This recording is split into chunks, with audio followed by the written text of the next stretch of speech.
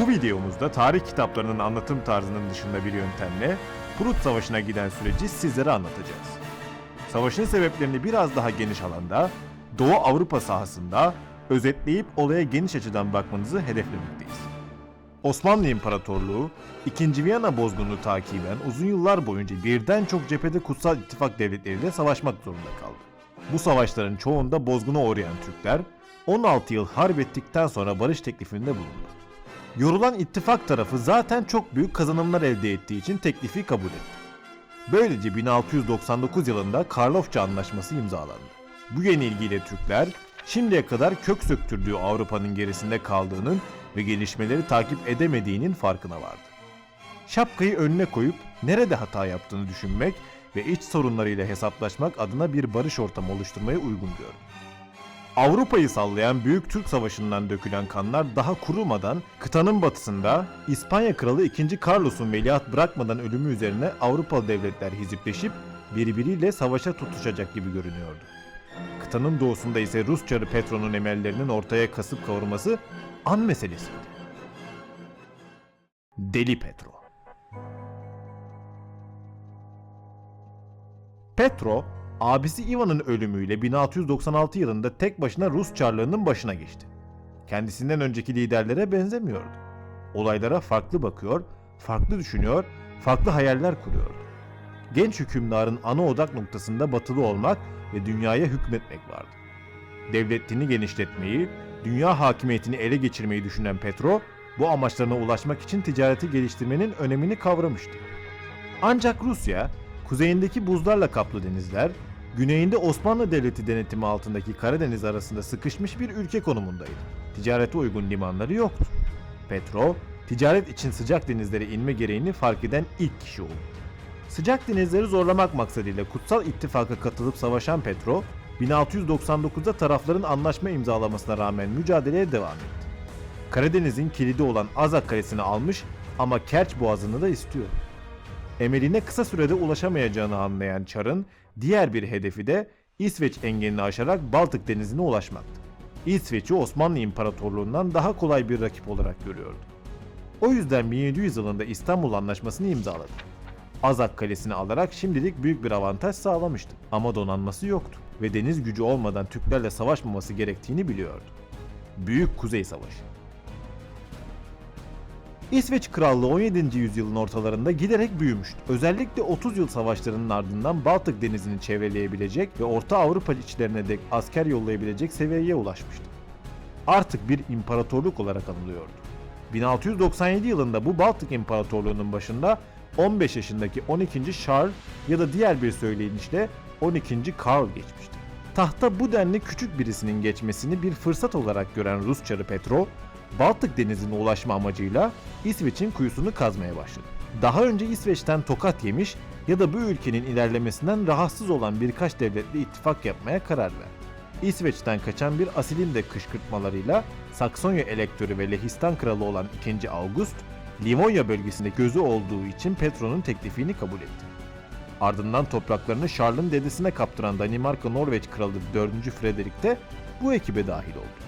Bu dörtlü ittifak genç krala karşı bir arada savaşacak. İsveç'e yardım edemeyen müttefiki Fransa ise o sıralarda batıda kopacak fırtınaya hazırlanıyordu. Osmanlıların Nalkran dedikleri 2. August, 1700 yılının Şubat ayında 14.000 kişilik Saksonya ordusuyla Livonya bölgesinin başkenti Riga'yı ani bir saldırıyla kuşattı. İki devleti birden yöneten Nalkran, şu anlık Lehistan'ın tarafsız olduğunu açıklayarak Saksonya güçleriyle savaşa girmişti. İsveç kuvvetleri Riga'yı kuşatan Saksonya askerlerine karşı başarılı bir savunma gerçekleştirdi. Tam bu sırada İsveç'in çocuk ama enerjik kralı Charles, ittifakı bozmak gayesiyle aniden kuzeni Frederick'in üzerine saldırdı. Komutası altındaki 43 gemi ve 8.000 askerle Danimarka'nın başkentinin olduğu adaya çıkarma yapan kral, Kopenhag'ı kuşattı. Bu beklenmedik büyük başarının ardından Frederick, Trevendal Anlaşması'nı imzalayarak savaştan çekildi.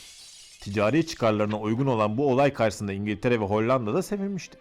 İttifakın büyük patronu Petro, İskandinavya'nın geç kralı savaşmakla uğraşırken saldırıya geçmeye karar verdi. Ama Osmanlı ile hala savaştaydı.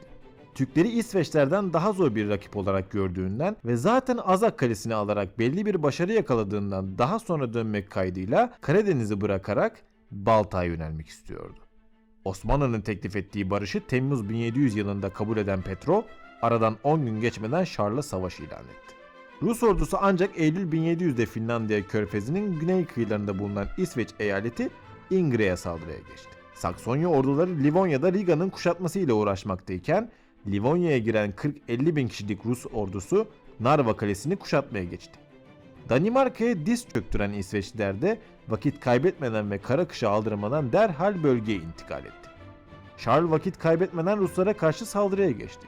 30 Kasım 1700'de yapılan Narva Muharebesi'nde 8.000 askerden oluşan İsveç ordusu karşısında kendisinden 4 kat büyük bir Rus ordusu buldu.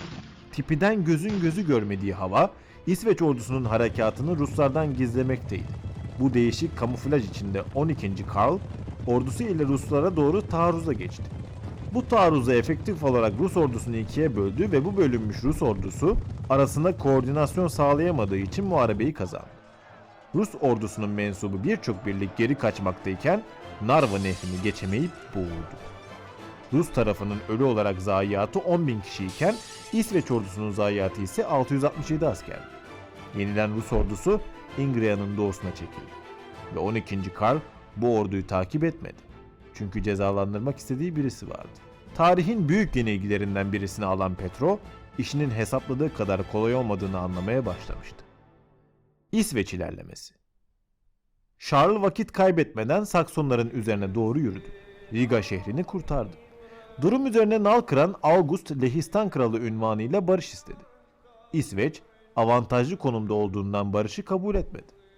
Böylelikle resmi olarak Litvanya-Polonya Krallığı da savaşa dahil oldu. Leh Kralı, düşmanın Duna nehrini geçemeyeceğine inanarak nehrin kenarına Ruslardan da yardım alarak savunma hattı oluşturdu. Buna karşılık İsveçlerin ilerlemesi üzerine 1701'de Duna nehri kıyılarına İsveç ile karışık Saksonya-Lehistan orduları arasında yapılan muharebeyi 12. Karl ve İsveç ordusu kazandı. Güçlü August, Saksonya ve Lehistan orduları ile Polonya içlerine çekildi. 12. Karl ordusu ile rakibini amansız bir şekilde takip etti. Amacı Nalkıran'ı tamamen etkisiz hale getirmekti. Nalkıran'da yenilen pehlivan güreşe doymaz hesabı yeniden bir plan yaparak Klisov'da muharebeyi kabul etti. Ortaya çıkan Klisov muharebesinden Lehistan-Saksonya ordusu İsveç ordusundan 2 misli daha büyüktü. Zaten bu savaş silsilesi içerisinde genel olarak hep böyleydi. İsveç ordusu Avrupa'nın güçlülerinden olmasına rağmen sayıca az bir yapıydı. Üstünlüklerinin sebebi çağa uygun askeri eğitim, top tekniği ve yetenekli generallerdi. Tabii başlarında kralın enerjisi de orduya güç veriyordu. Yapılan gayet çetin muharebe sonunda 12. Charles galip geldi. Bu muharebede İsveç ordusu tüm Saksonya ordusunun top ve topçularını ele geçirmiş, kendi lehinde kullanmıştı. Saksonya maliyesinin ordu karargahında bulunan savaş hazinesinin tüm nakit fonları, 2. August'un tüm tedarik yükleri ve 60 tane bayrak ve sancak da İsveç ordusunun eline geçmişti. Güçlü 2. August, Saksonya ve Lehistan ordularından kalan birlikler ile Güneybatı Lehistan'daki Sandomiers'e çekildi. Charles da Temmuz 1702'de Krakow şehrine girdi. Oradan Lehistan'ın İsveç ordusu ve yandaşları Lehliler tarafından kontrol edilmesini pekiştirdi. Lehistan'ın başkenti Varşova, İsveç eline geçti. Güçlü August, Lehistan-Litvanya Birliği hükümdarlığı görevinden azledildi. 1704'te İsveç yanlısı Stanislav Lesinski, Lehistan-Litvanya Birliği kralı olarak seçildi. Bundan sonra 12. Karl Lehistan'da bir seri harekat yaparak Saksonya sınırına kadar yaklaştı ve Saksonya'yı işgal edebilecek stratejik mevkilere yetişti. Bunun üzerine Saksonya Elektörü August, İsveç Kralı 12. Karl ve yeni Lehistan-Litvanya Birliği Kralından barış istedi. 1706'da Stanislav Lesinski'nin kralı olduğu Lehistan-Litvanya Birliği ile İsveç arasında Altrandstad Anlaşması imzalandı. Böylece harbin açılmasına neden olan savaş koalisyonu sona erdi. Petrov tek kalmışa benziyordu.